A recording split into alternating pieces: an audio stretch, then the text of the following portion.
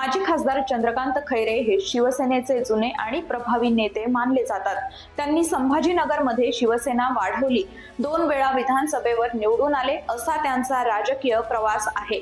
मात्र शहराच्या पाणी प्रश्नासंदर्भात स्थानिक पातळीवर प्रभावी उपाययोजना करण्यात ते अपयशी ठरले। शिवसेना ठाकरे गटाच्या अंतर्गत वादामुळे हे प्रश्न अधिक गुंतागुंतीचा झाला आहे।